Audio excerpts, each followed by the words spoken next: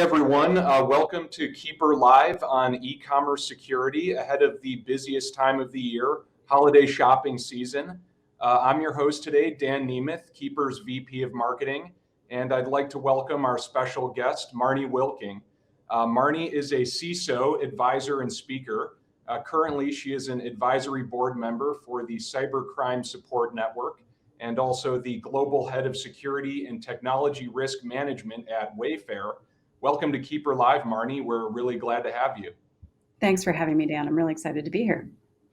Great. So I'd love to give you a second and tell the audience a little bit about yourself and what you're currently focused on.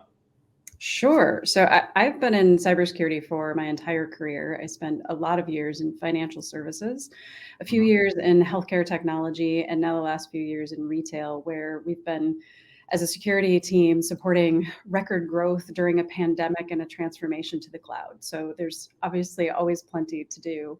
Of course, most recently, like most of my colleagues, we just completed our Cybersecurity Awareness Month activities. So in addition to messages to the company from me and our CTO about the importance of cybersecurity, we held activities like Capture the Flag competition with participants from all around the company at all levels of technical capabilities. We had puzzles and games and awards, of course, and we even held a career fair to highlight some of the roles we have open, hoping that maybe we can get some internal referrals and maybe even sharing on some folks' networks. Yeah, sounds like you guys were really busy during Cybersecurity Awareness Month, as were we. So glad to hear you had plenty of things going on to raise the awareness of cybersecurity. Yeah, it was great. Cybersecurity Awareness Month is always very fun. I enjoy getting the emails from the Cybersecurity Alliance and leveraging a lot of those resources. Absolutely. Well, we've got a lot to talk about today, and I think that's a really good segue to our topic of today. So, as we know, and as we were talking about, we just wrapped up Cybersecurity Awareness Month in October, but we believe it's something we should be talking about year round, especially as we head into holiday shopping season. Shopping has evolved over the past few years, especially since the start of the pandemic. Consumers everywhere are adapting to omni-channel shopping experiences that include delivery services, online shopping, pickup in-store, things like that. We're trusting apps and websites more than ever to make purchases, which all kind of open doors for a wide array of cyber attacks and scams. Marnie, in your opinion, what are the biggest security threats to e-commerce sites? So I think some of the threats are common across all organizations and entities, but specifically to e-commerce, they fall into a couple categories. One is the threats to the retail customers themselves that include phishing attempts, of course, and increasingly account takeover and the resulting fraud. 2020 saw a 282% increase in account takeover attempts and a 378% increase in fraud resulting from account takeover, which is obviously an issue for our consumers, the retailers themselves, and the financial institutions alike. In addition to threats to the consumers that come to our sites, threats to our sites include fake and fraudulent phishing sites or fake retail sites made to look like yours but aren't. That's been a huge increase over the last year. Supply chain issues, of course, both software supply chain and actual product supply chain. And of course, business email compromise continues to be a systemic issue. Reports from the FBI said they saw a 68% increase in business email compromise reports in 2020 over 2019. Yeah, it's definitely like there's so many different types of cyber threats. I mean, you touched on them, but like virtually kind of across the board, account takeover attacks, ransomware, other cyber threats, phishing, they're just so pervasive. And we're seeing these trends increase every single year. So I guess on that note, what special precautions should businesses take in terms of cybersecurity before Cyber Week begins? I mean, this is going to be, we know that shopping season is upon us. It's already starting. We're seeing the holiday promotions the minute Halloween ends. So can you talk a little bit about that? And actually this year, a lot of the ads and promotions started in early October, partly because of some of the supply chain issues that I mentioned earlier. And to put the holiday shopping season in perspective, into perspective for everyone who's listening, 30% of all retail sales across the entire year, 30% of those sales occur between Black Friday and Christmas Day. So that's a huge shopping period in a very concentrated period of time. And Absolutely. obviously the Thanksgiving weekend, the Cyber 5 is a huge part of that. Last year drew over 186 million online shoppers in the US during that 5-day weekend, who spent in total about $11 billion. And Wow. in one recent statistic that I saw, over 25% of online shopping fraud attempts happen on Black Friday. So not only is it a concentrated period of time where people are shopping and spending money, it's also a very concentrated period of time for attackers.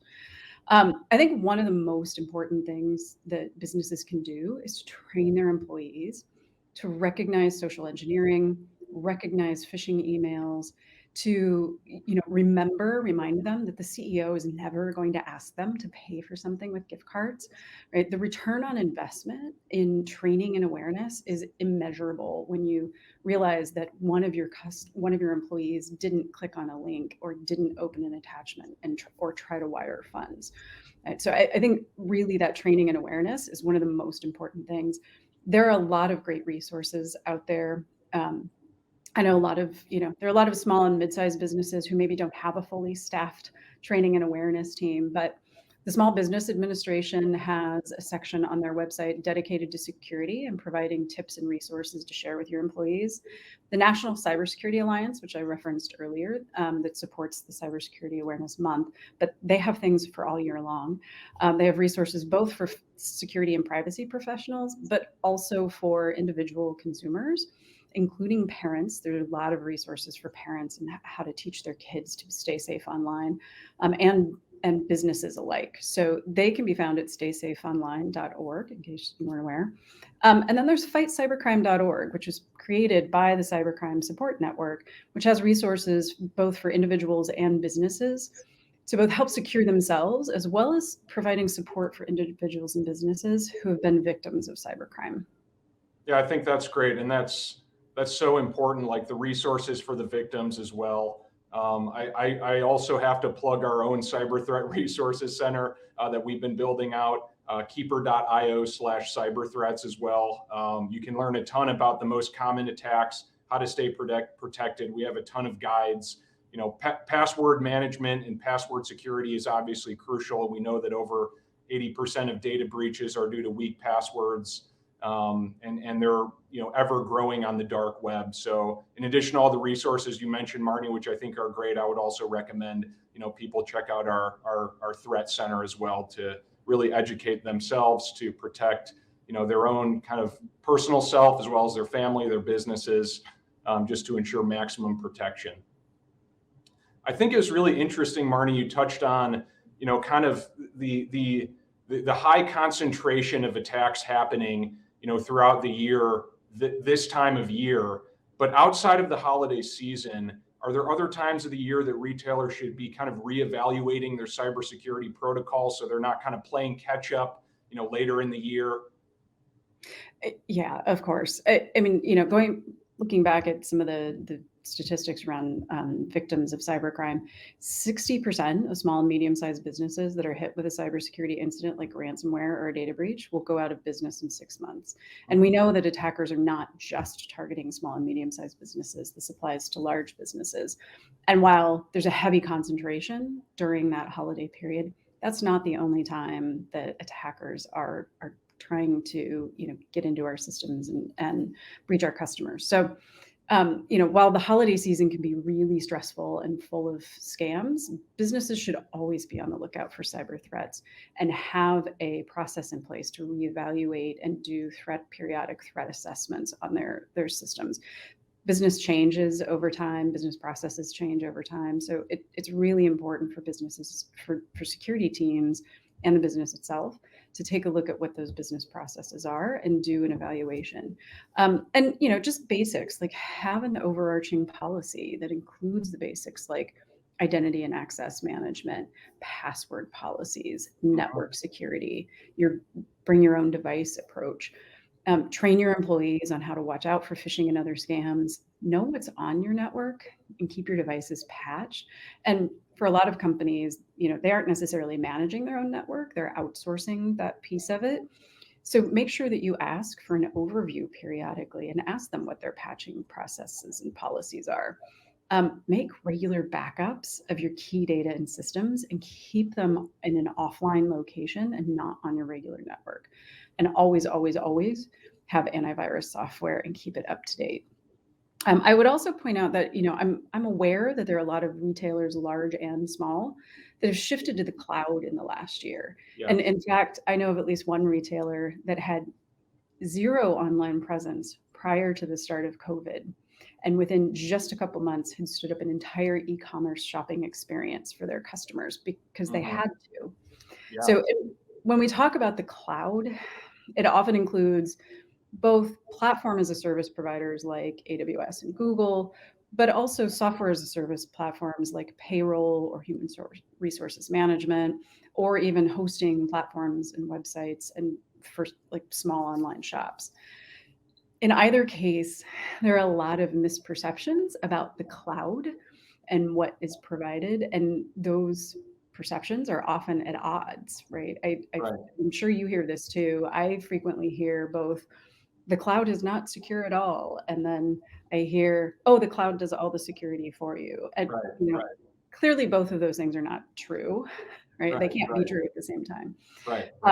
So the reality is obviously somewhere in the middle. It depends on the provider you choose, based on what you're getting and what services you're actually purchasing and using. So it's really important, if you are using the cloud, whether it's platform as a service, software as a service, or you feel like I'm just using a website hosting provider, regardless of the platform you're using, make sure you understand what the contract, it's product and services agreement says about what you're getting and paying for, what they're doing from a security standpoint, and what you are expected to layer on as the business owner. Most platform as a service providers, for example, have a shared responsibility model. So they provide the details on what services, including security, that they will provide to meet requirements like PCI. And they'll explain what they don't provide and what you are expected to do on top of that to make sure that you are compliant. And in all cases, even if you believe your provider is backing up your data and systems, I really encourage you to not just verify that they're backing it up and what they're doing with it, but also consider whether you want to have your own backup as well, so that you know where it's located and you have it at the ready in case you happen to need it. I think that's critical. And you've been touching on something that's really important, Marnie, around like education. You've brought up several points about like employee education and resources. Is there anything you want to add in terms of how retailers should be educating their employees about the increasing risks of cyber threats? I know you kind of touched on a few things like training and just general awareness and gamification, but anything else, or anything around like retailers specifically this time of year? Well, and again, a lot of this is not necessarily specific to retailers. Yeah. But there are some specific things. Sure. You use strong passwords that have not been compromised. We know a lot of individuals tend to reuse passwords because it's easy. It's, if we're trying to remember things, it's easy to say, okay, well, I'm going to use this password for all of these kinds of sites. Yep. Including sometimes their work email. So, make sure that your employees use strong passwords and don't use something that you've used before or in another on another site anywhere. Retailers should use multi-factor authentication everywhere for their employees. And there are lots of integrations with commercial authenticator products, including, simple SMS also. So there are easy ways to get that done. Know what your most sensitive and critical information is and how to protect it. For most retailers, that's your customer database, but it also might be the code that you're running on. It might be your supplier relationships. So, understand what the most important data is and how it's being protected, and make sure that employees know what they are expected to do if they're using data or downloading data or sending data for any reason. I really recommend, and this one goes for both consumers and employees alike, but Mhm. avoid visiting unknown sites and make sure you check the actual URL, right? When you hover on the link or when you actually get to the site, right? As I mentioned above, there's a significant increase in fake and fraudulent sites that look like known, trusted retail sites. So everyone needs to be really careful to make sure that you're looking at what the URL actually says and not just what the pictures on the website look like. And work with your legal counsel. So there's a good chance that if you are an e-commerce provider, somebody will reach out and tell you that they've found a fake or fraudulent website. It's really important to work with legal counsel because a lot of the places where those websites are hosted, it's a little difficult to get it taken down. So work with legal counsel on how to do that, and make sure, and along those lines, make sure your employees know where and how to report a security incident. It's really important that everyone knows who to contact, what the process is, and honestly, it's really important that they know that if they report an incident, they'll be supported and helped from a remediation standpoint and not punished for clicking on the wrong thing. We really, really need people to know that they can come to us and trust us and that we will help them so that we know when these things are happening. I think those are really great tips, Marnie. I think, to your point, like there's a lot of this stuff isn't like really complicated, like passwords and, mandating the use of two-factor authentication. I mean, those are just like simple things that you can do yourself and with your organization to prevent the most pervasive cyber threats. So I think a lot of people think that, they're kind of intimidated, like cybersecurity. I have to implement all these systems, and it's kind of a lot. It's a bit overwhelming, specifically for like smaller, size businesses that don't have a formal, security or IT staff. So there's just a lot of it is just basic stuff, and I think you make a really good point of like making sure employees know what to do. If they find out that they accidentally clicked on a phishing link, like it's not, I don't think it's very productive to just blame people, but it's just all about like education and, like making sure they know, who to go to, that there's an easy, simple process that people understand. You really nailed it. It's so easy for cyber criminals to fake sites, to send these phishing emails, and they're getting more advanced every single day. So I think just what you mentioned, your recommendations are really strong of like doing the basics, educating employees, and making sure that they know what to do. If by accident they click a phishing link or do something that they shouldn't have. Yeah, and I think it's really important to leverage resources like I mentioned earlier, and in particular, because part of my role is on the board of Cybercrime Support Network. I think one of the things that they do that I love about their mission is supporting victims of cybercrime, whether it's individuals or businesses, because I think a lot of people get very embarrassed, right? There's a lot of cyber scams out there, and the statistics say that at least 1 in 4, if not 1 in 2 individuals has been a victim of some sort of cybercrime, but only about 1 in 10 actually report it, which is unfortunate because the sooner that they report it, the quicker they can get help. So that goes both for individuals employees in an organization reporting it to their security team or to legal counsel, wherever that goes, but also the businesses themselves reporting it to the FBI, going through Cybercrime Support Network, right? It's really important because it also helps us as security professionals gather that information and be able to refactor our training or refactor our threat profile and the controls that we have based on those things that we're seeing. And I think that's another critical point. Like we've done a lot of surveys to businesses of all sizes across the globe, and we know that oftentimes these security incidents don't go reported, for reasons that are understandable.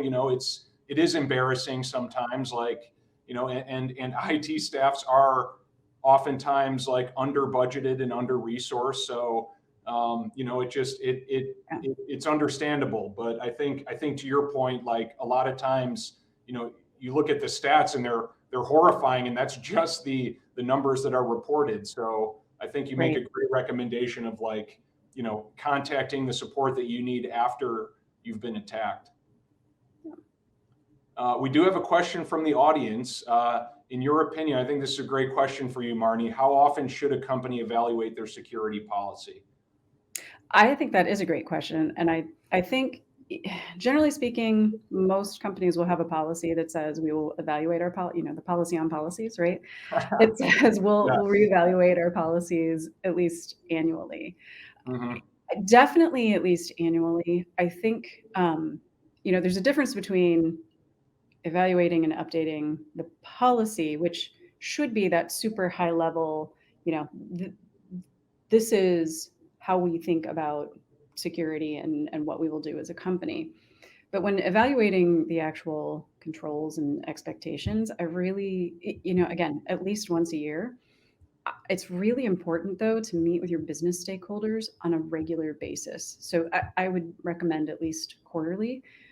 You'll learn a lot about what their initiatives are, what they're trying to do. And in a lot of cases, you know, they're trying to innovate. And you can either get an opportunity to partner early, but at the very least, you'll get an idea of what they're trying to accomplish and where you might need to change your threat assessment and change the controls associated with your threat assessment. So, you know, if you've historically had an entirely internally, you know, created finance system, and the finance team has decided they're going to outsource and go to one of the SaaS providers, that's a different threat profile, right? That's a different level of access and a different method of managing access. Plus, the access is now available from a wider range of, you know, external sources, right? So having those conversations on a regular basis is incredibly important for you to stay on top of what's happening with the business and how should we as a security team pivot to make sure that we're supporting the business and helping it grow as fast as it needs to. And I love that tip of meeting with stakeholders, you know, just to like sync up and align on priorities and kind of what the current state is. You don't want like the cybersecurity team operating kind of in a vacuum, right? You want org-wide visibility in terms of like the priorities and what everybody needs to be doing. So I think that's a great tip. Well, we're coming down to the time here, Marnie, but one of the last questions I wanted to ask was, if you had to leave our audience with 3 tips for e-commerce security, what would those be? So it's a really good question. It's hard to narrow it down to just 3, actually. But I'll, you know, I said this earlier and I'll say it again. I think the basics are still the basics, right? Regardless of cloud or not cloud or small or large, you know, understand your risk profile, know what information that you have is sensitive or important, and sensitive to whom and important to whom, right? Teach your employees about cybersecurity and how to be on the lookout for scams and bad actors, and most importantly, how to report an incident. And reach out to organizations like Cybercrime Support Network and fightcybercrime.org if you need support, either from just a resource standpoint or to report that you've had an incident. They can definitely help. They've got great resources. Great. If people want to get in touch with you, what's the best way to do so? LinkedIn is definitely the best way to get in touch with me. Great. Well, Marnie, thank you so much for joining us. Really value your point of view. And it was great having you on the show. Thank you so much. This was fun, Dan. I appreciate it. Great to talk to you. Yep, you as well. Bye-bye.